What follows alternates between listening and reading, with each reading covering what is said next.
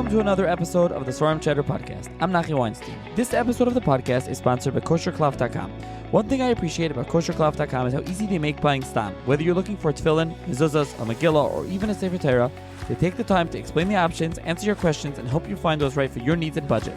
To learn more, visit KosherKlav.com, KosherKlav.com, or call or WhatsApp 516-737-5436. They have pickup options in New York and New Jersey, as well as fast shipping across the country. You can find the link and information in the show notes below.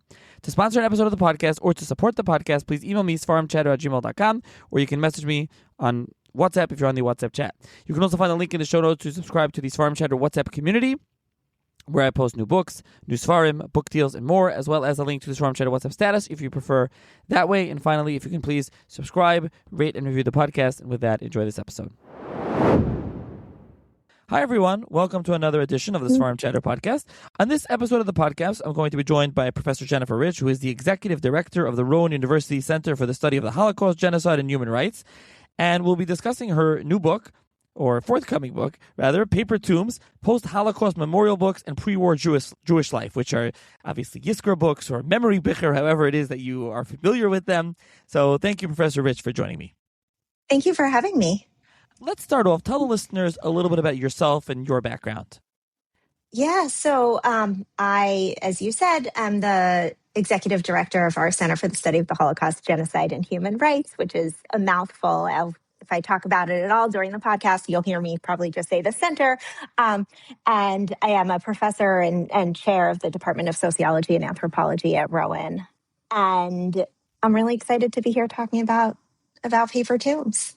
So how did you become interested in Holocaust history? I mean, this is obviously a field that you're interested in. And so now, and then we'll get into the memory books more specifically, but how did you become interested in the Holocaust generally? My grandparents were survivors. And so my grandmother was from a town called Kostopol, my grandfather from a town called Sysychna. Both were sort of Polish or Ukrainian or Russian, depending on the year and the border. And I grew up, my grandparents were survivors who never really shared their story. They were the sort of survivors who said things like, you know, our girls should never know the horrors that we lived through. And, you know, sort of because I knew enough, and I wondered about all of the things that I didn't know, and so all of the silences. And so I sort of set out to fill in the gaps, I guess. And at what point did your research turn to, memory bicher, Yizkor books, memorial books, whatever it is we'll keep using multiple names for them here on the podcast. But what point did you decide, okay, I'm interested in these? You started reading them and you decided you're going to write a book discussing them. Yeah, so I would say at this point, probably about 8 years ago, I was doing research into my grandmother and her story in her hometown, and came across a book called Sefer Kostopol, or Book of Kostopol, online, and acquired it and knew really nothing about what I was getting myself into other than, the Book of Kostopol. This would give me some information perhaps that I was looking for. And when I got it, it was unlike any other source that I knew of. And so I became curious to first understand what it was that I was seeing, what I was working with, and then to figure out if there were others like it. And of course, what I found is that there are around 1,000 books that are like Sefer Kostopol. And I could find very little about the books, right? There are lots of books that I could access online or in libraries, but I couldn't make sense of them. And so this, sort of my book has been my, 8 or so years long journey trying to make sense of exactly what these books are and what they do. Let's talk about them. Okay. What are they? When were they written? Who wrote them? But where did this genre come from? Let's actually start there. Okay. Is this a new genre or is this an old genre? Yes, a little bit of both. It is certainly sort of the iteration of Yisker book that I was working with is certainly a post-Holocaust phenomenon in a lot of ways, and it is of course related to memorial books that have been written after Jewish catastrophes for centuries, and more recently, the Pincus, the community register in mostly Eastern European Jewish towns. That and the Pincus was a record book, and they were sometimes sort of random, right? They didn't necessarily go in chronological order, but they might. They had different people who would write in them. They were written by different unions and organizations and synagogues. And the, sort of survivors and pre-war emigres from these towns were very familiar with the form of the Pincus. And that is sort of the closest relative of these Yiskerbücher. So when we talk about these specifically, as you mentioned, obviously there were books written, unfortunately, throughout many sad events and travails that have befallen Jewish people over the centuries. But as you talk about these specifically, these post-Holocaust ones, do we know when and where it started or who started writing them? Not for sure. And I'm always conscious about, sort of cautious about pretending to know more than I do. The earliest Yisker book that I have worked with was published in 1946. There were sort of the early starts in, even sooner than that, as soon as, cities, towns, camps were liberated. Survivors got together to write about their experiences. And, in that way, there was these sort of early iterations. The Yisker books that I've studied and that I'm particularly interested in are the volumes that not only document atrocity, but the volumes that really spend much more of their space looking at pre-war life and looking, sort of reanimating the places that were destroyed and the people who lived there. And the earliest in sort of this iteration that I have seen and worked with was in 1947. So they were, pretty immediately after the war. You mentioned survivors. Is that who generally wrote them? It would be survivors from a particular town would get together and would create this Yisker book? Yeah, so it was survivors and pre-war emigres. So, as you likely know, for Eastern European Jews who left in the years before the war, they resettled largely in then Palestine, now Israel, the United States, Canada, Argentina, and they sort of formed Landsmannschaften or sort of mutual aid societies, of people from the same town.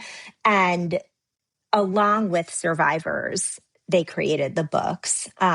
So certainly survivors, but there were so many towns where there were so few survivors that those who were able to leave before the war did a lot of the sort of organizing and writing.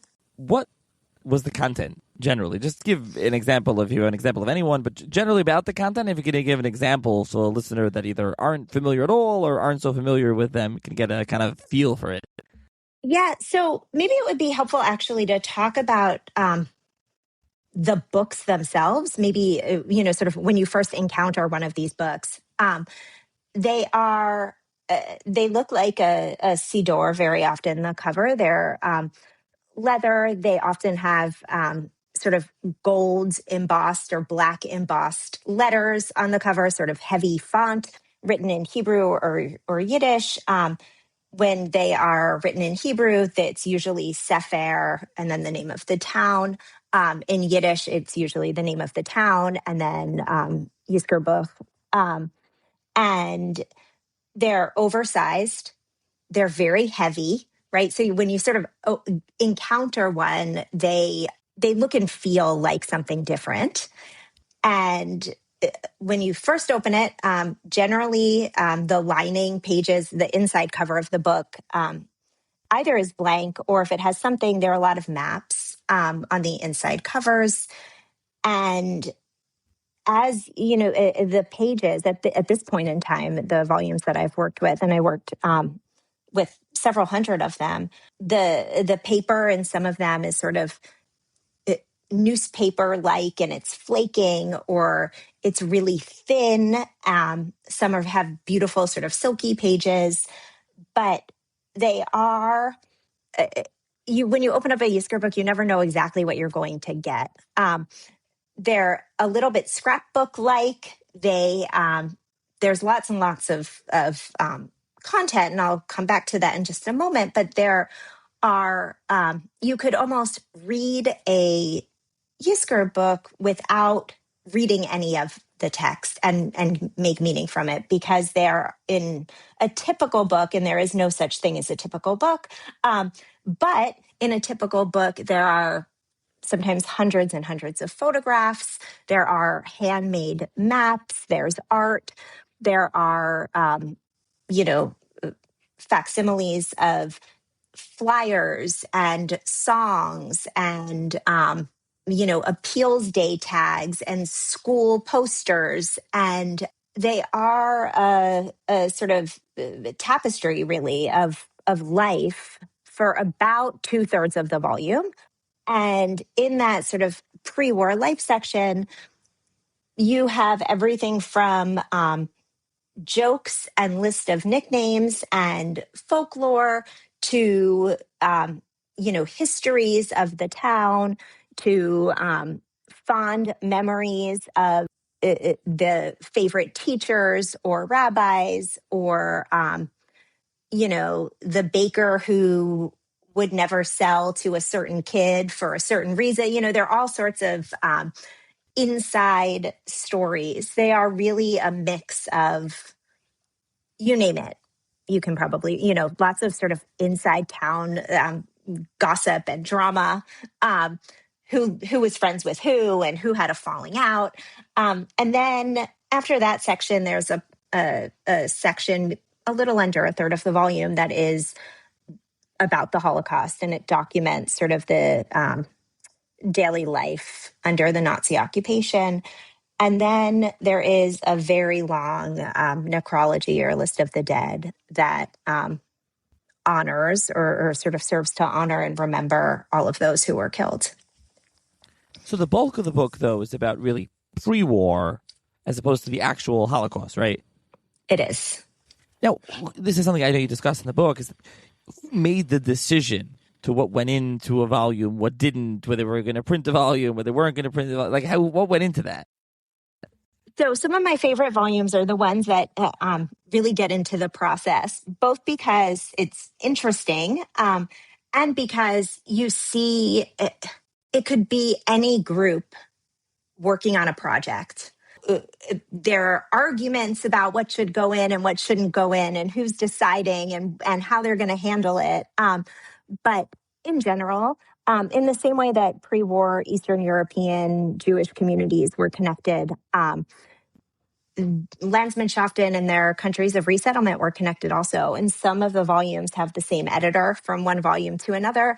But all of these volumes have book committees that were people who were very connected to the town, and they helped make decisions about what would go in. For the most part, they sort of say there are multiple perspectives. We have multiple people told the same story, and we've included, short anecdotes from multiple people and that offer different perspectives on the same event. We think this is a strength. We hope you, reader, will also. So they were written by people who never thought that they would become writers. They were, written by ordinary people who were documenting their past because they felt that they had to, because they felt if they didn't document their sort of rich and vibrant lives, that their way of life would be lost. Not only for the sort of the next generations writ large, the sort of general public next generations, but for their families who would never get to be where these survivors grew up. Just to follow up on that, to take that a step further, is what was the purpose of these, at least from their perspective, the creators of these Iskerbücher? And, maybe they didn't all have the same creation. You said you studied hundreds, maybe they weren't all the same, but there's the same idea and purpose in mind. But what was that purpose and idea that they had in mind, if we know of one? Yeah, so they essentially, they all say things, this is for the future generations. But a lot of them also say that, in the future, historians won't be able to write a true history of this period of time without the material in these books. And writers and essayists will need to know what we are including here. And so they really were for a broad public. Some of them are sort of fiery, right? And say things like, we're writing this book so that the world will never forget what the German murderers did to us. But a lot of them, there's that certainly that language throughout all of the volumes. But for the most part, they say that they didn't want their lives and the lives of their loved ones to not be remembered. It is, in my view, I think it's a sort of reading these books for me, has pushed me to really want to rebalance what it is that I teach about. For example, when I teach about the Holocaust, it's really showed me that, I think so often when we think about the Holocaust, we think about these 12 years, right? And we tend to think about survivors as who they were at the worst moment of their lives, right? And for survivors, so many of them had long, rich lives before the war, and many of them had long, rich lives afterwards. And I think there's something really valuable in thinking about people as they were throughout their whole life, right? And not only encountering survivors or victims at the moment of their death or their persecution. You mentioned the maps and the pictures, and there's art. So I want to discuss that for a few minutes. Is that the pictures, and you mentioned this in the book, how some of them are pictures of places and things from the town, and some are kind of personal pictures and photographs of families, and you can kind of tell that personal quality. So was this, and obviously, again, there are hundreds of different ones. We're just being very general here. So they were just collecting different pictures, as far as you can tell, and just putting almost like you said, scrapbook style, putting it all together.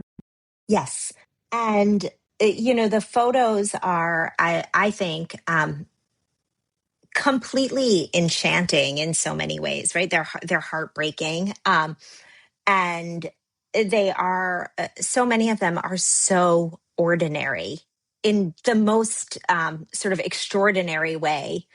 There are school photos, there are family photos, there are children bundled up in coats in the snow. There are, wedding photos that you would see in somebody's house today, right? And they are, in that way, sort of enormously moving. Right. I think that idea of being like extraordinarily ordinary is something that phrase I sort of thought about a lot as I was looking at the photos. What about the maps? You mentioned they were hand drawn. So they all hand drawn. Some of them were professionally done. So I'm sort of obsessed with the maps. They range from they appear to be sort of quickly scribbled on like a scrap of paper to 2-page richly illustrated sort of pieces of art and everything in between. I would say of the maps, maybe upwards of 80% were hand drawn by survivors or pre-war emigres. They don't follow any sort of cartographic conventions. They aren't true to scale. The map maker included places that were important to him or her. Some of them have sort of a house labeled like my parents' house will be on the map, along with the firehouse, town hall, and the three synagogues in town. And the maps also sort of play with time. So very often they're pre-war maps, and will say, this is the map of our town in 1939. But then there is also sort of the ghetto is drawn on and a mass grave has been added. So they play with time in a sort of interesting way. Where did they get the money for these books? From one another, for the most part. So I looked at several prospectuses that were sent to Landsmannschaften as they were putting together the volumes, and some of them are really direct in saying, we're going to, if you want to have a full page memorial for your loved one, it's this much money. A half page is this, a quarter page is this, right? It sort of reminds me of like a synagogue newsletter that goes out, or a year, my kids' like high school yearbooks, but so there was not a cost to sort of receive a book as far as I can tell. And then they also fundraise. So, someone on the book committee would be the sort of dedicated fundraiser, and they would they'd either send personal letters or travel to those who sort of left Europe before the war and ask for donations. And, it was sort of like they were like crowdfunded projects before that was a thing, right? And they were printed in really small print runs. Some of the books say things like, we wanted to include more, but we couldn't raise more money. And, and some of them are a little bit snippy. Some of the people who we asked for money that could have given us money didn't give. And so this is all we have, right? So there are instances where, the book committees or the editors are frustrated that they weren't able to raise more to have a larger volume. You say small print run. I mean, what do we mean by a small print run? And what was the average, if you know the average? I don't know that I can give you a solid sort of average. But these books were initially printed, in the tens of copies or, sort of low hundreds of copies. They were printed, generally speaking, for people who were intimately connected with the town. And, sometimes they went to, a copy was sent to Yad Vashem, or a copy was sent to sort of another, sort of family member, distant relative. But for the most part, they were really printed for those who came from a given town. And so, the original copies today are, sort of precious in that way, because there aren't a lot of any given volume from a town. What about the actual kind of text, if you will, talking about the town, or you mentioned also the list of the dead? What about that? Besides and we can get back to ephemeral also, we should mention, but before that, like the actual text and the lists, what were their sources for that? And what are we talking, how much of the book was taken up by that? So the lists, they're arranged differently. So the most common way to sort of encounter a necrology is alphabetical, right? You get to the end of the book and there's a very long alphabetical necrology. Others will say things like, we've arranged this necrology by street so that people are remembered where they live. They also, all of the editors, almost without exception, apologize at some point, either in the introduction or as they're introducing the necrology, and say, if we've left anyone off of this list, please let us know our error. We want to correct it. A lot of the editors sort of expressed a real sense of trepidation about leaving somebody off or leaving a whole family off, and said, there are so many people who have no family left that we did the very best we could. Some volumes left blank pages and said things like, if we've forgotten somebody, please write them in. Some volume, one volume that I worked with didn't have a necrology at all, but instead had a page with, that said my family with a melting candle on it, and then a page that says my family with a growing tree. And it was intended for people to sort of fill in the necrology, but also to show that their family goes on, which sort of has always struck me as really poignant. But some of the lists are really, most lists just have names, but others have other details. So they'll say the age of the person when they were killed.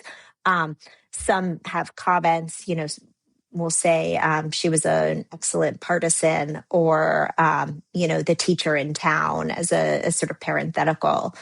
And, some will say exactly when they died if they knew, to try and get as close as possible to a Yiskor date, though that certainly wasn't always possible. But for the most part, editors tried to be as specific and detailed and complete as they could be.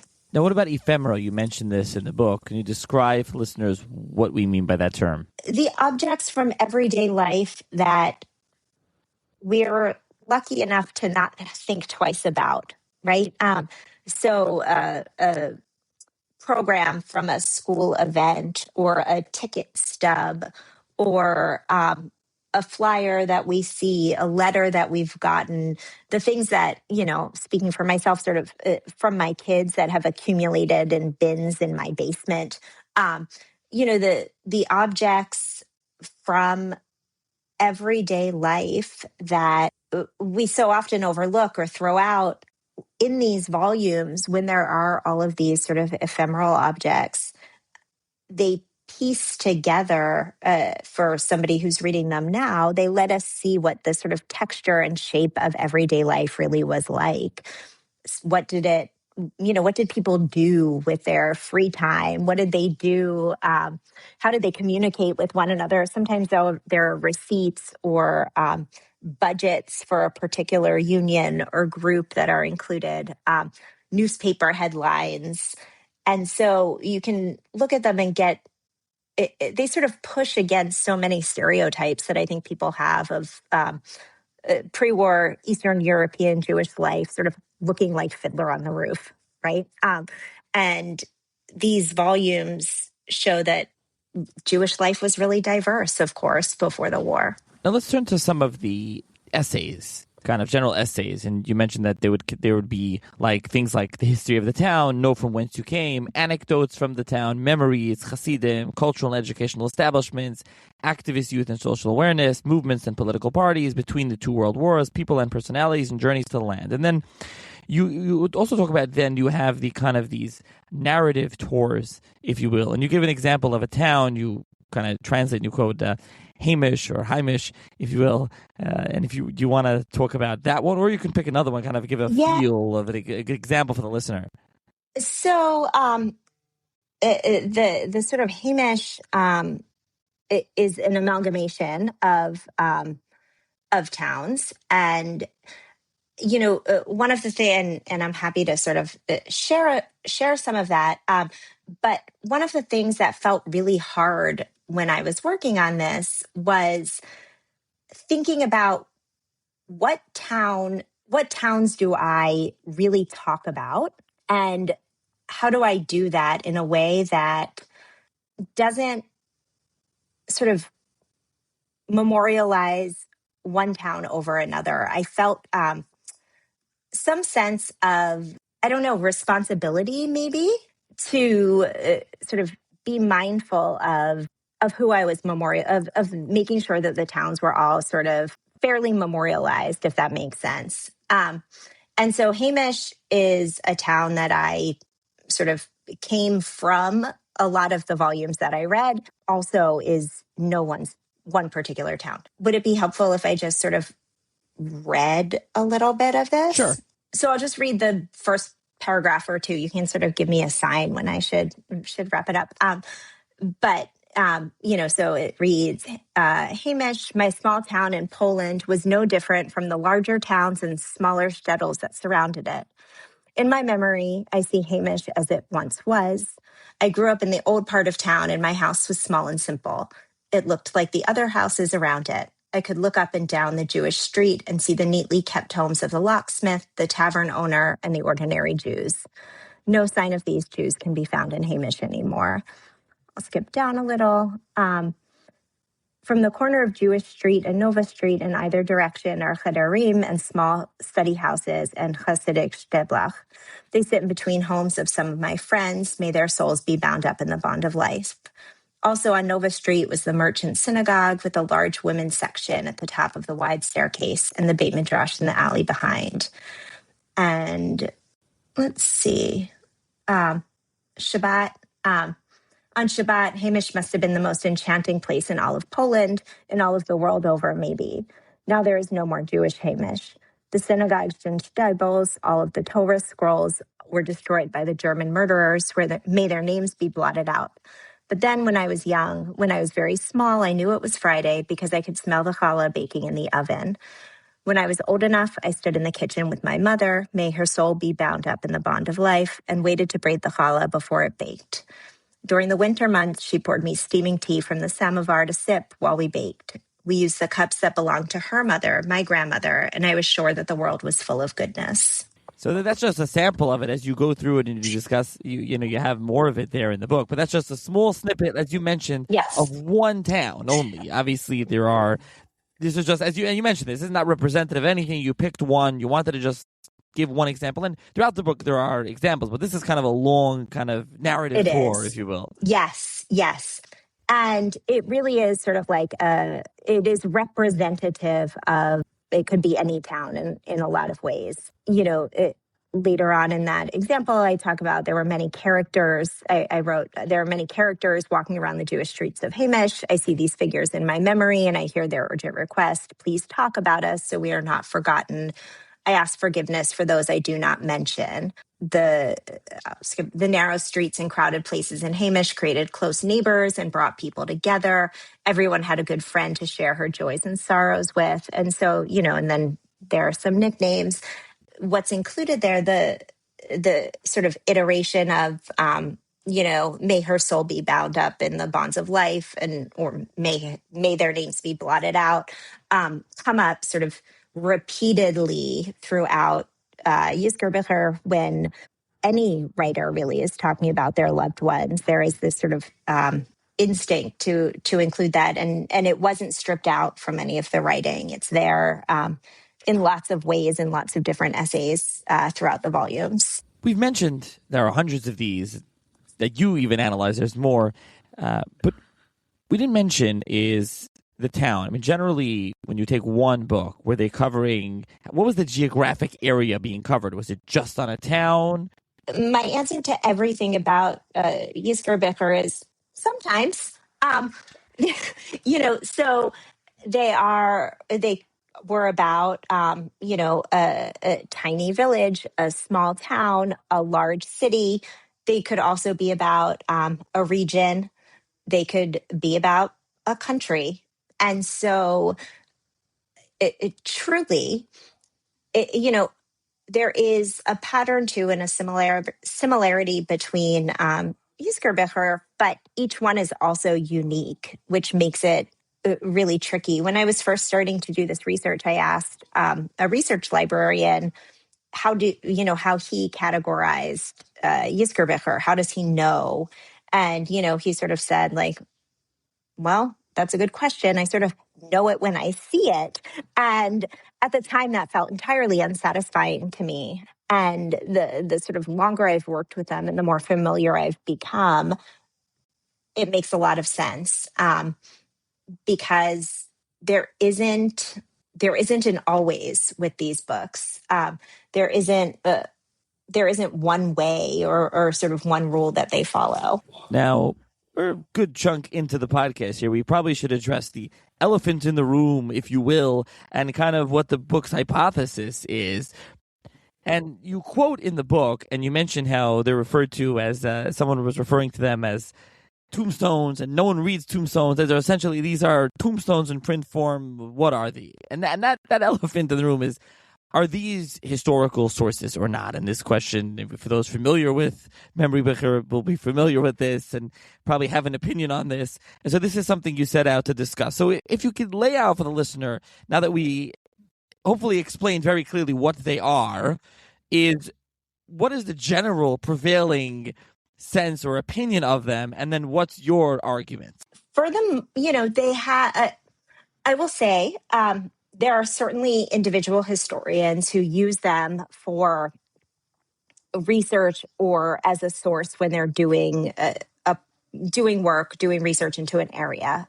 That said, my book is the first sort of single authored book about Yizkor books, which I think gives us a lot of information, right? Historians have sort of seen them as too nostalgic to be histories. At the same time, they're sort of too historical to be literature or memoir. They've been, in a lot of ways, sort of too religious to be secular, too secular to be religious. They fall into a gray area, and there are sort of not so much historical errors, but omissions or duplications or slight differences in stories, even within a volume, because I think they defy an easy categorization. They've fallen through the cracks and no one has really known what to do with them. I would argue just the opposite, that as memory books, they are vital and rich. I think that they help us understand what survivors wanted future generations to remember.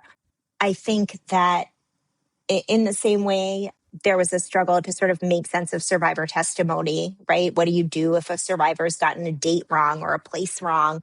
I think there's a sort of the same instinct here to overlook them because there are, as I said, omissions or duplications or errors, right? In my view, whether something happened on, September 12th or September 13th, it's still true, right?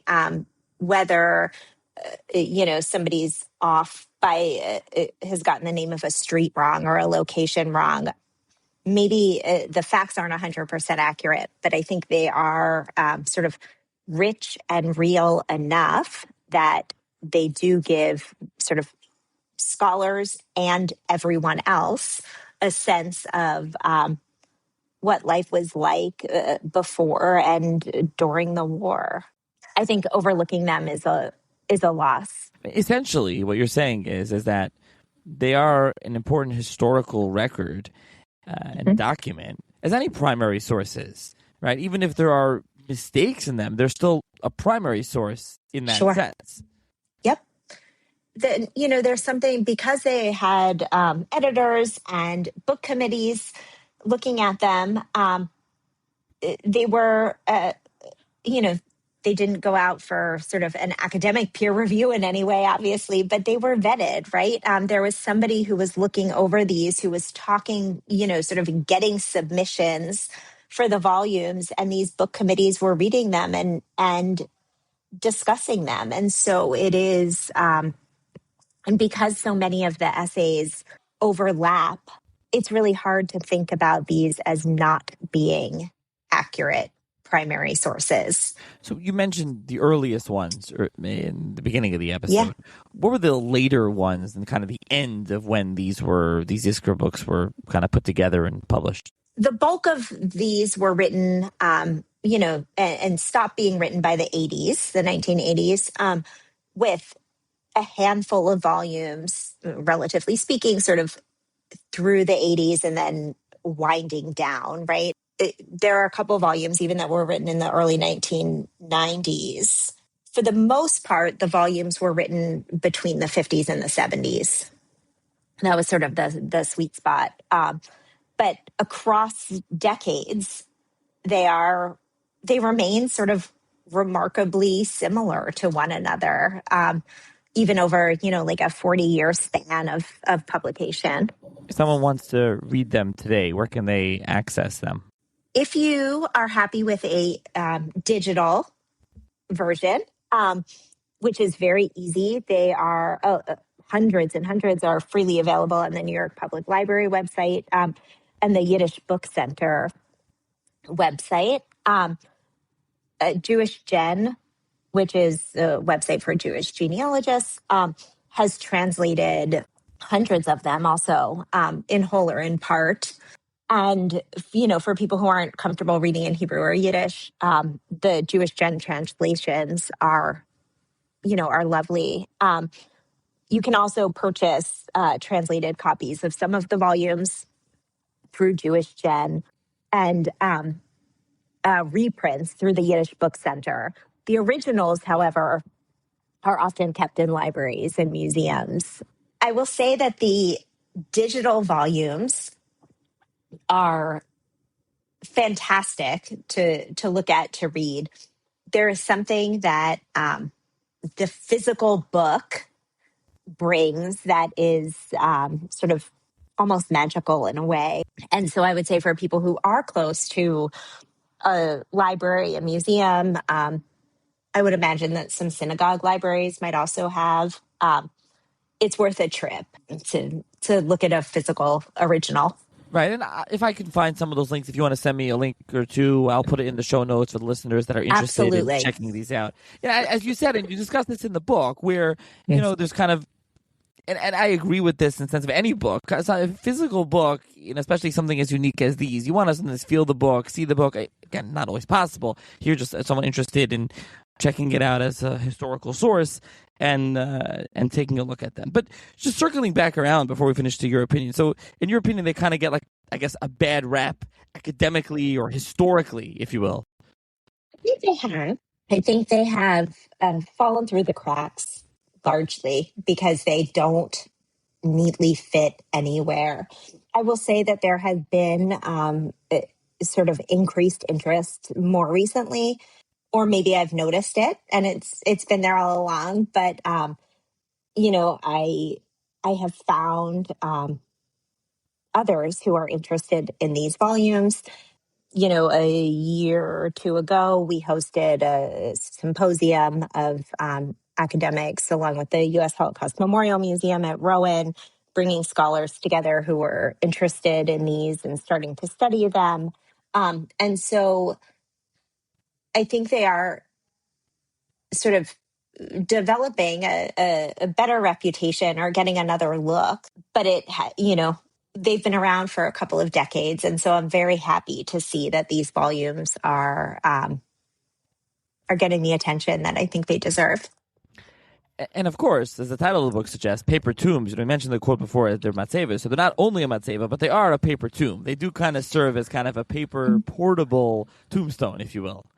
Yeah, they each volume records the names of the dead, and for the most part, these are people whose we don't know where their bodies are. Right? They're not buried in Jewish cemeteries. They don't have matzevia. They don't have gravestones. And when you look at a shelf of Yizkor books, it's sort of like each book is a matzevia for a town, and within each book is are sort of hundreds of memorials. And so the question of whether or not these are sacred is something that I think about a lot. They the title, the way that they're the authors write about this being a sacred obligation, in the using those words, the obligation of zachor, of remembrance, it sort of comes through the volumes, on every page. And the importance of remembering the individual people and their individual lives sort of comes through in these volumes, and does make them a sort of memorial, a sacred memorial, perhaps, to really to honor those who were killed. Do you have a quote unquote favorite volume? Oh goodness. Not, I don't know. No. I would say that sort of my own connection to the volume from my grandmother's hometown, Sefer Kostopol, makes that one, enormously special. A volume from Yanova, Lithuania, has my favorite map in any of the volumes. That one has a really beautiful, sort of richly illustrated map.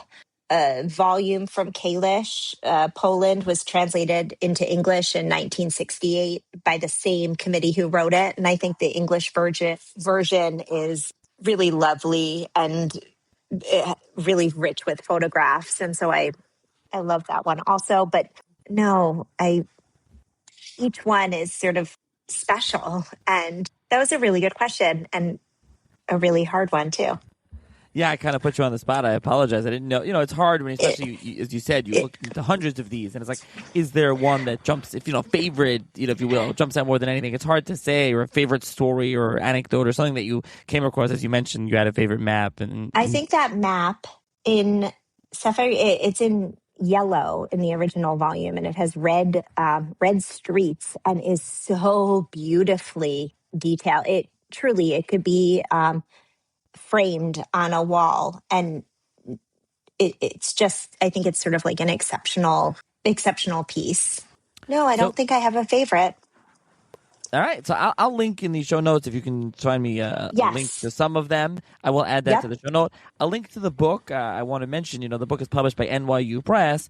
NYU does a great job, and their hardcover books are cheap and affordable. So, I mean, it's $39. It's not that cheap. It's not like $25, but it's fairly affordable as academic books go. And also, they have a sale sometimes. So you can check out Amazon lowers the price sometimes. Go ahead. I will also say it is being published in association with the U.S. Holocaust Memorial Museum, and as a result of that, you can also read it open access online. Great. So free of if you are comfortable with ebooks, you'll be able to access it at no cost. I am personally partial to hardcovers. I like to write in my books and take notes in them. And there's no reason to do that if you don't want to with this. So either way. Yeah, and I like to do a lot of reading on Shabbos and Yom Tov, so you can use the ebook. You can't do that. Yeah. If somebody I will link to that. Where do you know where the open access will be? For it will be on the NYU website. Also, I don't think it's there yet, but it will be. Perfect. So I will link to that as well. So great. You can I'll link to where you can purchase it, or I'll link to where you can just read it. Just free ebook. You can check it out. And so there's that. So. Thank you, Professor Rich, for joining me to discuss the paper tombs, if you will, the memory bicher, the Yizkor books. Thank you so much for having me. This was really fun, and I appreciate it. Thank you.